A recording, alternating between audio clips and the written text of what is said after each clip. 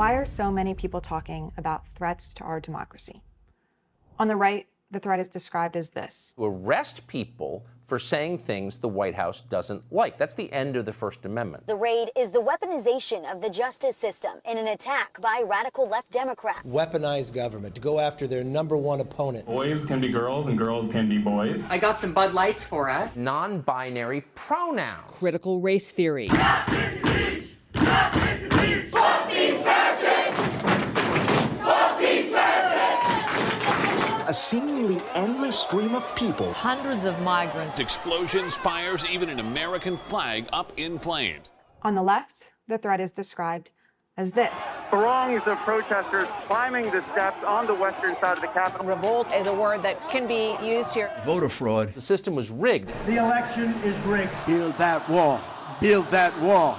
Build that wall. If a city or state refuses to take the actions that are necessary to defend the life and property of their residents, then I will deploy the United States military and quickly solve the problem for them.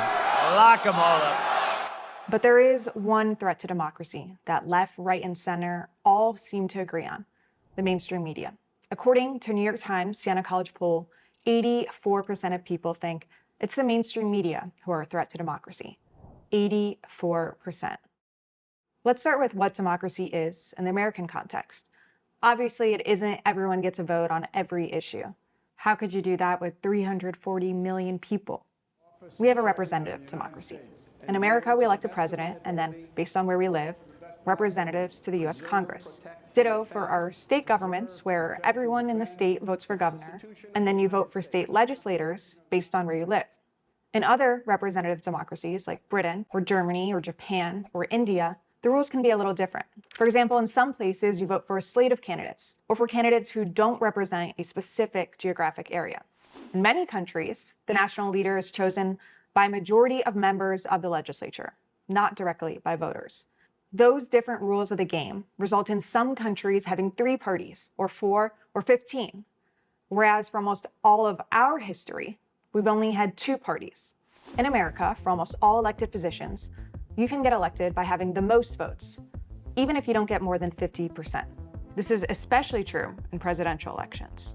And you can actually get elected president having fewer votes than your opponent. It happened 3 times in the 1800s and twice recently.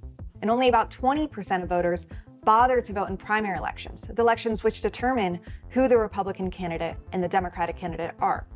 After those primaries, you pretty much have to choose one or the other, even if you hate both of them.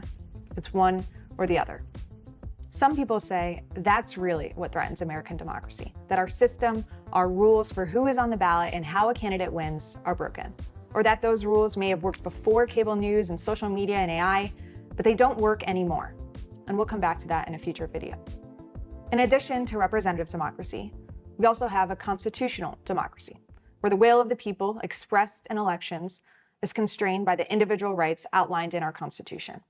And where did that come from? The idea that citizens had individual rights against the government, even a fairly elected government. The answer goes back to the Protestant Reformation in the 1500s. This is when a group of reformers split from the Roman Catholic Church in a disagreement over church doctrine. The result was 200 years of brutal religious wars that spread throughout Europe. By the 1700s, a group of philosophers started to argue that the problem was less about religion than it was about the kinds of governments that were then predominant in Europe.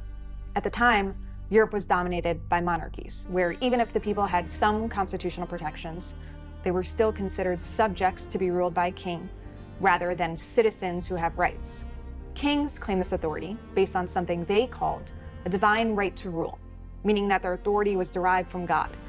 This is why kings were willing to fight endless wars over how people understood Christianity. But what these philosophers said, John Locke in particular, was that there is no such thing as a divine right to rule because, according to Christianity, God lived in each person. Therefore, a king could not claim a greater access to God than any other. Therefore, it was not the people who should consent to the government, but the government should consent to the people. Because different people all have different opinions and beliefs, government should focus on creating a framework that lowers the potential for conflict. What government should not do is force the same beliefs on everyone. So back to the founders. They knew the violent history of Europe in the preceding 2 centuries, and they knew that if the new country was going to work, then it needed to have a system that respected individual rights. Today, this is known as classical liberalism, not to be confused with liberal meaning politically to the left or liberal versus conservative. Political scientists define classical liberalism and the constitutional democracy that has arisen from it as a system that, 1, provides a framework for managing diversity and conflict, 2, protects human autonomy, and 3, allows economic freedom and granting the right to own your labor. Okay, great, but why does the country feel so divided? Well, it's all relative. The US is the most diverse, wealthy country in the history of the world. And some people, like cognitive psychologist Steven Pinker, argue that liberalism has done more to improve individual lives than anything in history. Of course, there are problems. And let's not forget that America really hasn't been a democracy for everybody for very long.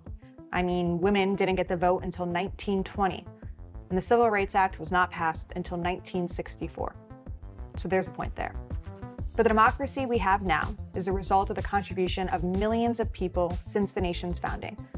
And it's a story of our democracy today that Civil was founded to tell.